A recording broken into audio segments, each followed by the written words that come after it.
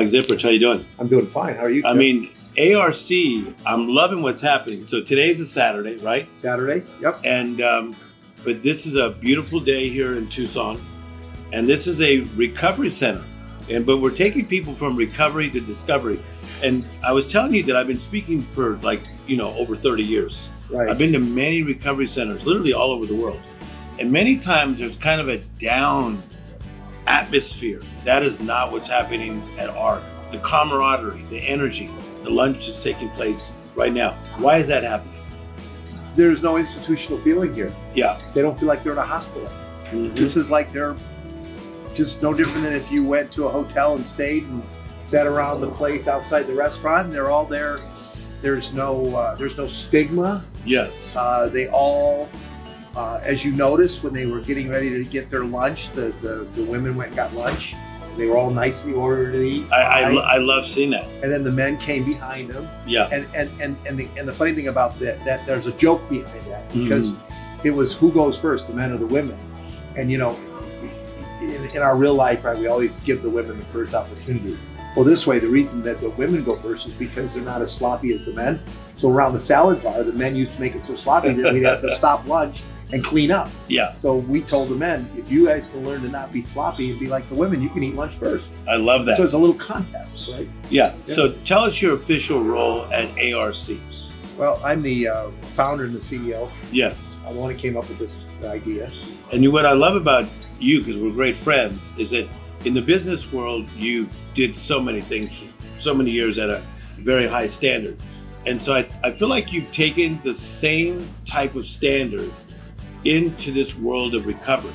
Because for a while, recovery, the standard has been kind of low. So you got people, taking their lives, splitting up families, but you came in with that high standard. Why is the high standard so important at ARC? Well, I think, not being a mental behavioral expert, the biggest challenge, I think, when I looked at this whole thing as a whole, was the mind state in which you want to put people before they start whatever project they're going to do. Oh, wow. If they're exciting and they're upbeat, you're going to get a whole lot more response from them than if they're walking around with their chin on the floor and upset and, upset somebody spilled the milk or whatever the deal might be, as they say, right? Yes. So by getting them excited about being here, that's the first step. Yes. The minute they're excited, it's like, oh, well, if I have lunch, I can go, I get pool time. Mm-hmm. If I have lunch, I get art and craft time. If I have lunch, I can get music time. We get to go to the equestrian program if I hurry up and have lunch and I put my stuff away.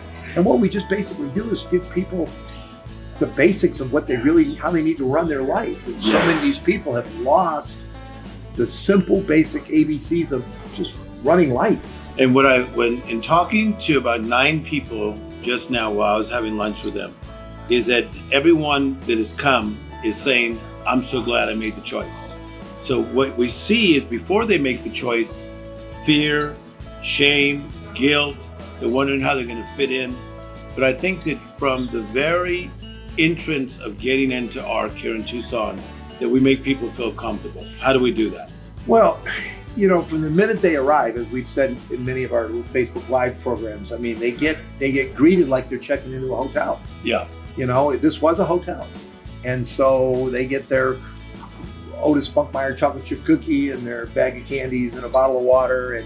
And when they get to see the opportunity and what we show them online that's available, there's no deception. Right. It's exactly what you see is what you get. Okay, so here's what's important, is that we have a percentage of people that leave ARC and then they relapse, but then they come back to us. Correct. But see, this is very important because our ratio is very high in the area of success of people who stay with sobriety.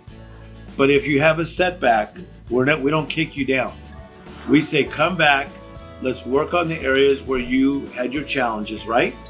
And let's get better. Well, it's like learning to ride a bicycle, right? Okay. How many times did you fall down when you were learning to ride a bike? Did your dad take the bike and put it in the garage and say, oh, you fell once, that's it, you're never going to be able to ride your bike again? We learn if you don't scuff your knee and you don't fall down, and not everybody gets it the first time, Tim. Yeah. Some it's 1, 2, 3. We had a person just come in recently that been like their 4th time in 2 years. And it's like, and one of the problems is that these type of people fail to get out of the atmosphere in which they were in before they got here. Yeah. And they go back. And many times, one of the most important things about this is that it could be family. Your addiction could be your family. Wow. Right? I mean, that's a hard thing to tell someone. But the fact of the matter is, you can't be around your mom today. You can't be around your father today. You know, what many of these people have had instilled in them is their upbringing. Wow. And, you know, we had a young kid in here whose father was a New York police officer. Yeah. And, you know, this police officer was very angry. And this kid had been in treatment centers all over the country. And when he came to us, the biggest thing we had to finally come to realization with his parents was, as I said, it's your dad. Oh, yeah. You're gonna have to break away from him for a while, become who you're really supposed to be. Yes. And then learn how to manage your dad. Yeah. And that's all part of the game. I like how you think, Mike Zipprich, and thank you for allowing me to be the official comeback coach to ARC and coming on campus, sharing through all the different things that I have from my books and motivational CDs, and working one-on-one with the people. Well, you know what, Tim, the thing that's so exciting about having you as we call it, a national outreach director and a partner in our business is the fact that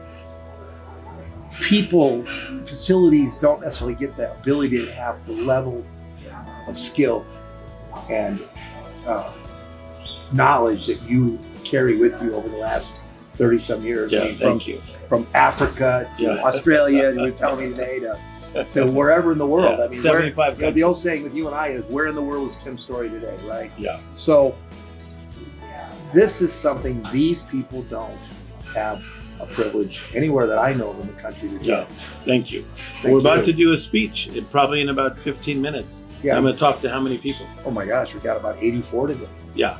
And that's just on our residential side. Yeah. You know, there's another 60 in our outpatient side and another 25 in our medical detox. So listen, so when there's a line at some of these famous places that people get fast food, I won't name the name of the hamburger place, but sometimes there's huge lines. The reason we have a line at ARC in Tucson is because it's working.